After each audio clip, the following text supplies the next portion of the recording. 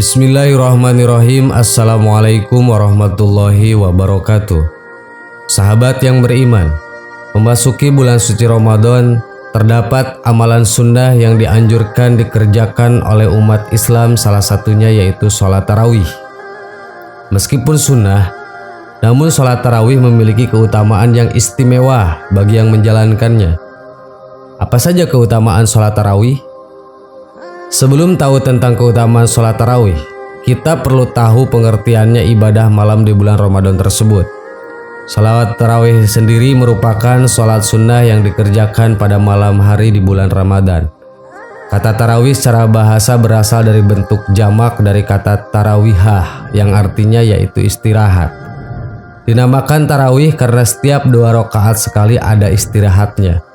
Biasanya selama itu akan diisi dengan bacaan zikir atau sholawat Nabi. Sholat tarawih disebut juga dengan sholat qiyam Ramadan, yakni sholat yang dapat menghidupkan malam-malam Ramadan. Dengan sholat tarawih juga menjadi jembatan umat Islam untuk mendekatkan diri dengan Allah Subhanahu wa Ta'ala. Dalam pelaksanaannya, para ulama berbeda pendapat mengenai jumlah rakaat sholat tarawih. Ulama salaf 4 mazhab hampir semua sepakat bahwa sholat tarawih itu 20 rakaat ditambah dengan witir 3 rakaat. Ulama lain berpendapat bahwa tarawih boleh dilakukan 8 rakaat. Waktu pelaksanaan sholat tarawih yaitu dimulai setelah sholat isya dan berakhir sampai terbitnya fajar. Bagi yang belum melaksanakan sholat isya, maka harus melaksanakannya terlebih dahulu, karena tidak sah hukumnya jika melaksanakan sholat tarawih tetapi belum mengerjakan sholat isya sebelumnya. Hukum melaksanakan salat tarawih. Hukum salat tarawih adalah sunnah muakkadah atau amalan sangat dianjurkan untuk dilaksanakan. Hal ini didasari dari hadis-hadis riwayat Muslim. Nabi Muhammad SAW bersabda yang artinya, barang siapa yang melaksanakan qiyam Ramadan dengan didasari iman dan ikhlas karena Allah, maka diampuni dosa-dosanya yang telah berlalu. Hadis riwayat Muslim. Keutamaan salat tarawih. Menjadi salah satu ibadah sunnah yang dianjurkan, tentu sholat tarawih memiliki beberapa keutamaan bagi setiap orang yang mengerjakannya. 1. Diampuni segala dosa baik di masa lalu maupun sekarang. Salah satu cara melebur dosa adalah dengan menjalankan salat tarawih. Tidak hanya dosa di masa sekarang, akan tetapi Allah juga akan mengampuni dosa di masa lalu setiap umatnya. Tentu saat mengerjakan harus dengan hati yang ikhlas dan tulus. Barang siapa yang melakukan ibadah puasa Ramadan karena iman dan mencari pahala, maka akan diampuni dosa-dosanya yang telah lalu. Hadis riwayat Imam Bukhari dan Muslim. 2. Mendapat pahala. Setiap amal ibadah yang kita kerjakan pasti akan mendapat balasan berupa pahala dari Allah, tak terkecuali ibadah sunnah, sholat tarawih. Bahkan pahala yang Allah berikan akan berlipat karena dikerjakan pada saat bulan Ramadan. 3. Meningkatkan ketakwaan kepada Allah Subhanahu wa Ta'ala. Mengerjakan sholat tarawih setiap malam di bulan Ramadan dapat meningkatkan keimanan dan ketakwaan kepada Allah Subhanahu wa Ta'ala. Secara perlahan kita akan menyadari betapa besarnya kuasa Allah yang diberikan kepada setiap manusia, terutama nikmat sehat dan kesempatan untuk menjadi umat muslim yang lebih baik. 4. Sholatnya ibarat sholat semalam suntuk. Dalam hadis riwayat Abu Daud dan Tirmizi, Rasulullah SAW bersabda, barang siapa yang ikut melaksanakan sholat tarawih berjamaah bersama imam sampai selesai, maka baginya akan dicatat seperti sholat semalam suntuk.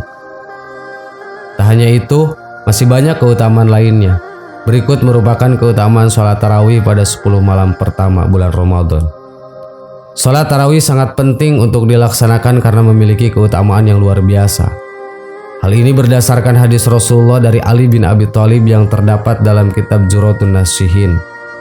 Nabi SAW ditanya tentang keutamaan tarawih pada bulan Ramadan. Lalu beliau menjawab, pada malam pertama Ramadan, orang yang melaksanakan sholat tarawih akan diampuni dosa-dosanya oleh Allah Subhanahu wa Ta'ala, sehingga dirinya suci seperti ketika dilahirkan pertama kali oleh ibunya.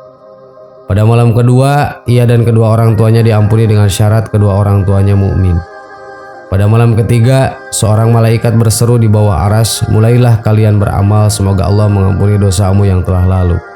Pada malam keempat, Pengamalan sholat tarawih akan memperoleh pahala seperti pahala membaca kitab Taurat, Injil, Zabur, dan Al-Quran.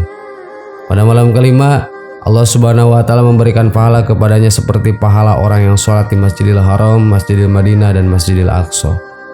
Pada malam keenam, Allah memberikan pahala kepadanya orang yang melaksanakan sholat tarawih seperti pahala orang yang bertawaf di Baitul Ma'mur. Kemudian dia juga akan dimohonkan ampun oleh setiap batu dan cadas. Pada malam ketujuh, seolah-olah ia mencapai derajat Nabi Musa dan kemenangannya atas Fir'aun dan Haman. Pada malam ke-8, Allah akan memberikan apa yang pernah dia berikan kepada Nabi Ibrahim. Pada malam ke-9, orang yang melaksanakan sholat tarawih seolah-olah dia beribadah sebagaimana ibadahnya Rasulullah Muhammad SAW. Di malam ke-10, Allah memberikan karunia kebaikan dunia dan akhirat. 5. Menyehatkan badan. Keutamaan sholat tarawih yang terakhir yaitu dapat menyehatkan badan. Selain beberapa keutamaan mulia yang didapat, sholat tarawih juga menyehatkan badan.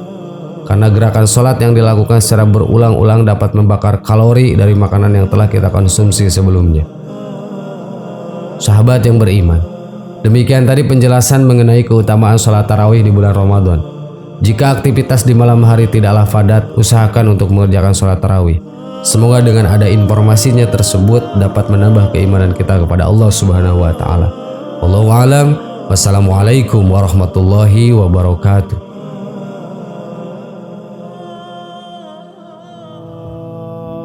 Bismillahirrahmanirrahim. Assalamualaikum warahmatullahi wabarakatuh. Sahabat yang beriman, tanpa kita sadari, mungkin sihir hasad dan penyakit ain ada dalam diri kita. Maka dari itu, agar tidak semakin dalam, kita harus tahu amalan penangkal hal tersebut.